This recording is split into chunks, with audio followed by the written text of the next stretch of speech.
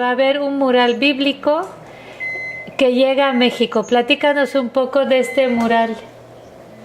Ok, mira, la idea básicamente partió en el año 2012 más o menos, Ajá. a raíz de viendo un libro de Miguel Ángel. Tengo varios libros de pintores renacentistas y pintores flamencos que me encanta cómo pintan, pero puntualmente llamó mi atención un par de detalles de la Capilla Sixtina, Sí. donde encuentro que hay contradicciones literales. La imagen no se, o sea, se contradice la imagen con la historia. Sí. Entonces, puntualmente hay una imagen de Adán en el jardín del Edén que está con Java o Eva, digamos, y la serpiente está enrollada en el árbol y le está dando el fruto prohibido. Sí. Y la serpiente, la imagen que sale de la serpiente en la Capilla Sixtina está enrollada, o sea, en el fondo del castigo la serpiente fue arrastrarse. Y ese ser que pintó Miguel Ángel, antes del pecado original, ya se arrastraba, entonces hay una incongruencia con la historia, ¿me entiendes? Sí. Yo creo que hay dos posibilidades: o no sabía la historia, o simplemente priorizó que se veía más interesante, más estético un ser enrollado que un ser con pierna y brazo, como en el caso mío, digamos. Ah. Mi serpiente del árbol del conocimiento del bien y el mal tiene brazo y pierna, porque el castigo de ese ser fue arrastrarse. Sí. Y también sale Dios, una imagen de Dios humana, que también es una contradicción, dándole vida a Adán con el dedo. La mayoría de la gente conoce mucho esa imagen. Y ahí hay otra contradicción, porque la vida se la da con aliento divino. Entonces yo dije, bueno, primero que nada, esto no se hace un mural de esta envergadura desde Miguel Ángel. Ya llegó el minuto de hacer algo basado y apegado más a la tradición judía, al origen de la Biblia. En el fondo, al origen, tuve que recurrir a rabinos de Chabad puntualmente que me ayudaran a traducir. El único referente que hay de la Torá en imágenes es la Capilla Sixtina. Y además hay una mezcolanza, mete elementos de las sibilas griegas. O sea, hay una mezcla de elementos del Nuevo Testamento. O sea, hay una mezcla de mucha información. Entonces dije, bueno, llegó el momento de pintar la Torá apegada al texto. Hay un dicho muy bonito que dice que la Torá no son las letras negras, sino que son el espacio en blanco que está entre medio. O sea, es una forma de buscar, de escarbar, de desvestir, como la Torá, cuando se saca la Torá de la Arona Kodesh, se desviste, ¿cierto? Sí. Y eso te está diciendo que la Torá no es literal, hay que desvestirla y disfrutarla y de alguna manera profundizar en ella. No es evidente lo que te tiene que entregar. Y entonces empiezas a... En ese minuto mi señora me dice, bueno, pero tú como, si no tienes idea de Torah, ¿cómo va? Le dije, bueno, pero hay dos posibilidades: o no lo hago o estudio. Ajá. Entonces es difícil para un pintor no tener la libertad del mundo para poder enfrentar un proyecto, porque generalmente uno es mucho más libre. Aquí, si yo quiero pintar el árbol del conocimiento del bien y el mal, tengo que saber qué árbol era o qué posibilidades tenía el árbol de ser estéticamente. Ajá. Entonces empiezo a estudiar. Mitad del tiempo, muchas veces en mi estudio de pintura combino con libros, con midrashim, rabinos que vienen, sobre todo la gente de Chabad ha sido muy colaboradora, vienen a mi estudio. Cuando me han hecho borrar cosas, tengo que borrarlas. O sea, hay que tener un grado de humildad también y no anteponer el artista, sino que anteponer un poco el estudio por sobre la imagen. ¿Cómo que te han hecho borrar? Realmente algunas imágenes de Eva muy desnuda. Cuando tú pones un texto de Torá y lo cortas en un lugar donde no está cortado en la Torá, tienes que poner un par de puntitos para mostrar que el texto no llega hasta que tú lo cortaste. O sea, cuando uno empieza un proyecto así, la idea es que sea un proyecto de alguna manera que enseñe, que aporte. Aquí el ego hay que dejarlo de lado. O sea, uno no pretende consagrarse, qué bello que te quedó la mano X o el rostro, la mirada que tiene. Eso da lo mismo. En este caso lo que hay que hacer es apegarse, porque cuando alguien lo vea, incluso nos trascienda a nosotros, cuando nosotros ya no estemos, va a haber un niño que le va a preguntar al abuelo y el abuelo le va a poder contestar en función de la imagen. Cuando uno ve la historia en imágenes, finalmente te queda grabado para siempre. Claro. Es distinto, no se lo puede escuchar. Si realmente sube un rabino, lee algo de la Torá en hebreo, la mayoría de la gente, si es que entiende hebreo, se va a quedar con lo literal. La mayoría no entiende hebreo y finalmente la historia en sí, toda esa riqueza que tiene de información y de profundidad, se pierde y queda solamente en lo literal. También Ahora, hay ¿sí? Mis estudios de Kabbalah también, y un poco la Kabbalah también me aclara bastantes puntos, y eso es un poco lo que los cuadros están cargados de simbolismo, de elementos, de ir más allá de lo evidente. Explícanos un poco qué descubriste con la Kabbalah. Bueno, en el fondo la Torá es un manual codificado para poder funcionar en este mundo. Y la Kabbalah de alguna manera te explica las reglas del juego para entender qué nos pasa, por qué hay ciertas situaciones que no nos pasan, que queremos. Y de alguna manera nos ayuda a entender de que lo que uno va haciendo tiene un rebote y finalmente te va llegando situaciones que sí son, que entendiendo un poco, son esperadas, no son inesperadas. Y cómo lo amarramos con la Torá es porque básicamente todo en la Torá tiene una razón de ser. O sea, cuando la Torá te dice que entre Adán y Moshe hay 26 generaciones, tú sacas la cuenta de los años que vivían versus más o menos la época histórica, tal vez no te coincide que haya 26 generaciones. Pero si tú entiendes que el Yud Hei Vav Hei suma 26, empiezas a entender que te está diciendo que la Torá está de principio, el nombre de Dios, el tetragramatón, el Yud Hei Vav Hei, está de principio a fin en la Torá. Esas son las 26 generaciones de las que habla. Ah, wow, está complicado. Y empiezas a entender por qué, por ejemplo, Adán, el nombre Adán en hebreo significa hombre, pero si tú ves, también la palabra Adam significa sangre. Sí. Es la sangre más la unión de la Aleph, que es Dios. O sea, en el fondo nosotros somos un cuerpo y somos un alma, que somos una chispa divina, parte de Dios. Entonces todo tiene una razón de ser. Historias que en apariencia se van repitiendo, siempre siempre dos hermanos que pelean una primogenitura, o dos hermanos que se pelean por de alguna manera consagrarse frente a Dios, como Caín y Abel. Y en el fondo te das cuenta que cada uno tiene, además son como una capa de una cebolla, o sea, tiene más profundidad, y a la medida que aprendes algo, al año siguiente aprendiste otra cosa nueva y tienes que o modificar el cuadro o lo vuelves a pintar, y puedes pintarlo 1000 veces, y así la fuente de inspiración es inagotable. ¿Y eso te ha sucedido, que tienes que volver a...? Totalmente. Como cuando un proyecto es de largo aliento y toma tantos años pintarlo, imagínate que este mural va a medir 50 metros. Sí. 50 metros significa un círculo de 8 metros y medio más o menos de radio, donde tú vas a poder girar en 360 grados y vas a ver la Torá en imágenes completas. Ahora, si tú tienes detalles, tengo unos ángeles que tienen unos ojos de 2 milímetros. Sí. Imagínate en 50 metros, que son en el fondo por 2 metros de alto, o sea, son 100 metros cuadrados de cuadro. Tienes detalles de 2 milímetros. Es un trabajo que finalmente te va a tomar varios años. Ahora, lo que pasa es que al cabo de 1 o 2 años ves la imagen y aprendiste algo nuevo. Entonces te dan ganas de volver a arreglarlo o modificarlo, ¿entiendes? Porque finalmente, de acuerdo al nivel de conocimiento, son distintas profundidades del nivel de entendimiento también. Interesante. ¿Y desde cuándo pintas, Mauricio? Mira, de niño me tocó pintar, me encargaron, o sea, en un trabajo del colegio pinté algunos temas bíblicos a los 12 años. Y al profesor le gustó mucho que los dejaron para el anuario del colegio. Y luego fue mi debut en la parte artística bíblica, digamos. Y bueno, después estudié diseño industrial y tuve la suerte de conocer un pintor bien conocido que estudió en Florencia, donde me enseñó esta técnica que me permite llegar a un nivel de detalle, como te digo, de 2 milímetros. ¿Quién es este pintor? Hernán Baldovino.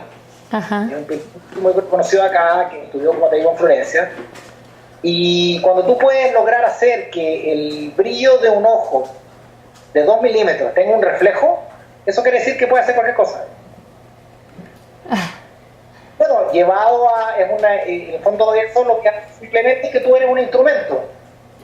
Ahora, ¿qué haces tú con esa capacidad de pintura? En el fondo, puedes pegarte al ego y querer hacer algo bello para que todo el mundo te admire, o puedes hacer obras que finalmente trascienden la pintura y emocionan a la gente. Es muy común en mis exposiciones ver gente llorando, gente muy emocionada, gente con los pelos erizados de los brazos, sin poder decir palabras porque se emocionan frente a los cuadros. Yo ahora ya estoy acostumbrado, pero en mis primeras exposiciones no entendía qué pasaba. Y cuando uno pinta con el alma, de alguna manera lo que queda ahí grabado le llega al alma a esa persona y esa persona reacciona inesperadamente. Y aparte de este mural que llevas a México, por qué escogiste este mural para llevarlo a México? ¿O quién lo escogió? Bueno, en realidad todo lo que nos pasa lo elige el de arriba. Uno puede tratar de disponer cosas, pero finalmente... Ahora, ¿por qué llegué a México? Yo creo porque, bueno, manejamos un idioma en común. Para mí es mucho más fácil, cuando yo tengo que hablar de un cuadro, 2 horas y media, de la cantidad de información que hay, no existe traductor que pueda seguirme porque finalmente son, por más que pueda hablar inglés, hay elementos tan profundos y que finalmente emocionan. Entonces, el tema del idioma en este caso sí es una barrera. O sea, más allá de la imagen, es importante poder explicar todos estos detalles. Y bueno, en México... la comunidad judía en México es muy importante, pero yo no quisiera limitar esto solo a la comunidad judía. Yo he recibido acá en mi estudio pastores evangélicos que cuando se han ido me han dicho, ahora entiendo que no entendía nada. ¿De verdad? ¿Sí? De alguna forma es agregar una fuente de información del origen que muy pocas personas tienen acceso. Incluso nosotros los judíos tenemos muchas veces muy poco acceso a esa información. Por ejemplo, ¿cuántas personas de la comunidad judía saben el nombre del origen judío? Ni siquiera eso muchas veces sabemos. Puntualmente, yo creo que mi aporte en esto es poder incluir una historia profunda en imágenes. Eso básicamente. Y tenemos una imagen atrás de ti que es tu cuadro, ¿no? ¿Qué nos podrías explicar un poquito acerca de este cuadro? Básicamente, lo que estás viendo al lado de allá, son las tribus, las 12 tribus de Israel. ¿Se dice mejor? Ahí. Sí. Las 12 tribus de Israel, donde Yehudá está en una imagen mucho más grande, porque Yehudá es el que lidera a todas las otras tribus. En la parte de atrás no se alcanza a ver, pero básicamente hay cristales, que son esmeraldas. Son 13 esmeraldas que representan los 13 atributos de misericordia divino. Porque hay que recordar que cuando el pueblo judío llega a Egipto, vienen de una situación de hambruna, llegan a Egipto, y los hermanos de Jacob finalmente se encuentran con un hermano que es virrey de Egipto, o sea, el segundo al mando de todo Egipto. Entonces, lo que ellos encuentran son puras bendiciones. Si nosotros miramos el báculo del león, es una letra Vav. Sí. Bueno, en la Torá, de todos los párrafos que tiene la Torá, todos los párrafos, excepto 6, tienen que partir con la letra Vav. Independiente que tenga la frase que tenga, o sea, si el Sofel escribe con letra más grande, finalmente, de la cantidad de líneas que sí está estipulada, van a entrar menos palabras, pero puntualmente tiene que partir siempre con una Vav. Todos excepto 6. Pero la numerología de la letra Vav es 6. Por lo tanto, aunque no esté, sí está igual. La letra Vav es la letra considerada de conexión. Es la letra que está en la mitad de la Torá, es la que une el mundo arriba con el mundo abajo. Entonces, el que tiene la conexión ahí es Yehudá. Por eso su báculo es una letra Vav. Y en el medio, que tiene como una especie de enrollado el báculo, son 3 Yud. Y ese es el número 20, de los 22 nombres de Dios. El nombre número 22 se escribe con 3 Yud. Y eso significa abundancia en todas las áreas de la vida. ¿Qué fue lo que tuvieron las 12 tribus el tiempo que estuvieron en Egipto? Tuvieron abundancia total. Bueno, cada uno representa estos elementos que están acá. El lobo representa a Benjamín, qué sé yo, pero en el fondo representan son los estandartes de cada una de las tribus. incluye los signos del zodiaco asociados a cada una de las tribus, para que la gente sepa de una vez de que los signos del zodiaco son de origen judío, son de las 12 tribus. Ahora, con los errores de traducción y a través de los años, se malinterpretó que el león es Leo. En realidad, en este caso, el león de Judá, el signo que está ahí en el brazo es Aries, porque coincide con la fecha de Pesaj, donde sacrificaba un cordero. Por lo tanto, el signo del zodiaco de Judá no es el león, no es Leo, es Aries. Porque Aries también significa león en hebreo. También, sí, Aries, ¿no? También, sí, tal cual, sí. Ahora, si tú te fijas, no sé si se alcanza a ver o está muy chiquitito, voy a tratar de acercarlo un poquito. No sé si por ahí, a ver. Pero de las 12 tribus que están acá, hay uno que está mirando hacia el otro lado. No sé si lo puedes ver, si se puede hacer un zoom ahí, ¿ves? Sí, es como un lobo, ¿no? Es un lobo, exactamente, es Benjamín. Pero si yo te pregunto, de las 12 tribus, ¿cuál era el único que era hermano de padre y madre de Joseph? Es Benjamín, ¿ok? ¿Y por qué mira hacia el lado? Porque al otro lado está Joseph. ¿Ves? Ah, ya. Está su hermano. Y es una forma de contarle a la gente que el único hermano de padre y madre de todas las 12 tribus es Joseph, o sea, es Benjamín. Y esa es la forma por eso digo, la estética finalmente puede verse medio raro porque ese lobo tiene la cabeza para el otro lado, pero en el fondo eso es lo que estoy mostrando de alguna manera no tan evidente. Sí. Fuera de los signos del zodiaco están los signos que tienen que ver con los elementos. Por ejemplo, Escorpión, que en Menashe tiene el elemento, ese triángulo que está hacia abajo. No sé si tú sabes que en el Magen David están los 4 elementos. Sí. El triángulo hacia abajo con el agua, el triángulo hacia arriba el fuego, el triángulo hacia arriba con una rayita arriba es aire y el triángulo hacia abajo con una raya abajo es tierra. Entonces está el signo el elemento asociado a cada uno de los signos del zodiaco, y las piedras que están acá engastadas en oro tienen que ver con el pectoral del Cohen, que cada piedra está asociada a una tribu. Sí. Y así puedo contarte, podemos hablar mucho tiempo, muchas horas de cada cuadro, porque realmente tienen una información muy profunda y muy larga, muy extensa. Claro, se necesita un guía para tus cuadros. Claro, bueno, de hecho la idea de esta obra es hacer un libro o hacer un elemento con el teléfono que te pueda explicar todo lo que hay detrás, porque al final todo este esfuerzo de meter información, finalmente si la gente no le llega, no tiene mucho sentido. Sí. Y allí donde tenemos un árbol con una persona como acostada abajo. Bueno, esa es la mandrágora. La mandrágora se asocia con la tribu de Reuben, porque se usaba en esos tiempos bíblicos para aumentar la fertilidad. La mandrágora. Sí, y el fruto se llama dudaim. Pero ¿cuánto tiempo estudiaste, Mauricio, para saber todos esos detalles? Bueno, en general no fui capaz de estudiar y después decir ya, cuando esté preparado voy a empezar a pintar, sino que voy pintando y cuando tengo que profundizar en algún tipo en particular empiezo a buscar, empiezo a informarme y empiezo a profundizar. Y como te digo, si el próximo año, cuando esté en el Éxodo, puedo aprender algo nuevo y ya no va a haber tiempo de arreglar esto, entonces por eso te digo que es algo muy vertiginoso. En la medida que uno va aprendiendo más, va entendiendo más también. Y muchas veces hay elementos que finalmente se van dando como por accidente, entre comillas, pero en el fondo no son accidentes. Pasan cosas muy bellas. Yo estaba pintando, por ejemplo, el cordero de Abel, y de repente se me ocurre, obviamente desde arriba, ponerle unos cuernos con forma de shofar. Sí, se ve. ¿Se ve? Sí. Ok. ¿Tú te fijas? Los cuernos Sí. son de shofar.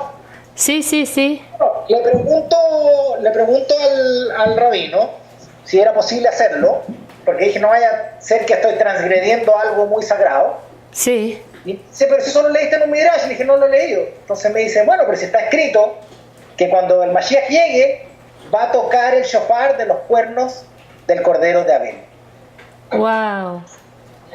O sea, Entonces, son como mensajes. ¿De dónde me llegó esto? Son como mensajes que te llegan de algún lado. Exactamente. No queremos decir que de Dios porque va a sonar un poco raro, pero... Pero es que ese lado, mira, no podemos decir de Dios, pero sí podemos decir que es del lado de la luz. Porque finalmente son mensajes luminosos. ¿Y qué otra coincidencia? Estamos acá en el móvil. Ahí arriba. No sé si ves una corona arriba. No sé si... Sí, veo la corona, claro que sí, la estoy viendo, sí. Es una corona que tiene que ver, también es una imagen del Bereshit, pero tiene que ver con Keter, que es el primero, el primer libro de la Torá. Y esa corona, no sé qué hacer el detalle, pero básicamente tiene 4 piedras abajo, 5 piedras al medio y una piedra arriba. Sí. Yo te voy a mandar una foto de esa corona, pero ¿qué es lo bello de esto? Que 4 representa, es la letra Delet. La sí, Dalet, sí. en el fondo se asocia con Delet, con puerta. Con puerta, sí. ¿Ok? Y arriba está el 1, que es Dios. Aleph. Entonces tiene 4, que es la puerta, Delet. 5, que es la Hei. Y arriba tienes 1 que es llegar a Dios. Y esta es la imagen de Abraham cuando recién está circuncidado. Sí. Entonces lo que está diciendo la corona es la puerta para llegar a Dios que usó Abraham es la letra Hei. Ok. Porque son 5. Sí, sí, sí. ¿Entiendes? Sí, 4 y 1 son 5. Para poder tener Isaac, se cambia el nombre. Pasó a llamarse Abraham. O sea, agrega una letra Hei. Sí. O sea, de alguna manera, el agregar la letra Hei te eleva. De hecho, tú tienes, por ejemplo, la palabra Teshuvah, que se asocia con el retorno al camino, volver, arrepentimiento. Pero en realidad Teshuvah es volver a las letras Hei, que es un poco lo que hizo Abraham. Como Teshuv Hei, ¿no? Teshuv Hei, exactamente. Es volver a la Hei. Por ejemplo, Melech, que es rey, sí, le cambias y le pones Malach, es ángel. O sea, de alguna manera la letra Hei te eleva. Por eso Adam es Dam, que es sangre, más la Hei, que es Dios. ¿Me entiendes? O sea, la letra Hei lo que hace es elevarte. Por eso Sarai pasó a llamarse Sarah y Abraham y todo. O sea, lo que le está diciendo la corona es que la puerta es la Hei para llegar a Dios. Por eso están dispuestas 4, 5 y 1. Ahora, esas piedras que están arriba de la corona son de zafiro. ¿Por qué? Porque las segundas tablas de la ley son de zafiro. Eran de zafiro. Y entonces tú pintas y de repente aparecen como que... Exactamente. Muchas veces. Muchas veces antes de borrar algo que entre comillas es muy intuitivo, digo, voy a averiguar primero, no vaya a ser que estoy borrando algo que es un tremendo mensaje, un tremendo regalo de arriba. Entonces, al profundizar te das cuenta y empiezas a entender un poco por qué está eso así. Oye, pues deberías de dar tours guiados de tus... Debiera ser. De tus obras, ¿no? Porque no sé, eso es algo que, bueno, uno podría enseñarnos muchas cosas, muchos detalles que no sabríamos, como todos esos detalles de la Hei, etcétera. Y 2, eso está en imágenes, lo cual es mucho más cercano al entendimiento de la gente que si se pusiera a leer un libro, ¿no? Exactamente. No se te olvida al verlo en imagen. Ya sea para un niño, para un adulto, no se te olvida al verlo en imagen. Este mural yo lo inauguré, no terminado 100%, en el Palacio de la Moneda, cuando para una fiesta Hanukkah la comunidad judía en Chile me encargó hacer un cuadro para la presidenta Bachelet. Y finalmente habían casi 1000 personas y yo empiezo a explicarme, de repente, pues son experiencias que se van dando, que uno ya hoy en día ya lo sé, pero en ese momento no lo sabía. Me pasan un micrófono inalámbrico y empiezo a hablar de lo que te estoy hablando ahora. Ajá. Que había otro evento, porque tenían que encender las velas, y la gente no se quería mover de frente a las obras. O sea, todos querían la explicación y preguntaban, y la gente tenía una sed tremenda de saber. Nadie se quería ir, a tal punto que apagaron la luz para que la gente se pudiera ir al otro evento. La gente estaba hipnotizada con la historia, ¿entiendes? Y en el fondo ese es el, al final, ese es el fin único de esta obra, que muchas personas lo puedan ver, que muchas personas puedan aprender y que mucha gente puedan, en el fondo, emocionarse y puedan hacerlo parte de ellos. O sea, yo lo puedo decir una vez, pero finalmente la idea es que esa persona lo replique y lo repita y a nadie se nos olvide que en el fondo la palabra Yehudí viene de la tribu de Yehudá. Sí. O sea, que muchas veces ni siquiera sabemos el origen de nuestro nombre. Entonces menos puedes pedirle a las personas que sepan situaciones o historias más profundas. Tú apenas empiezas a pintar un cuadro y ya está vendido. Sí. ¿Cómo le haces? Me pasa que no tengo... Me llamaron para esta exposición. Me llamó el director del Museo de Rivera hace casi un año. Le digo, bueno, me hice un museo pequeño. Dije, ya, llevo 2 cuadros. Si me da unos meses...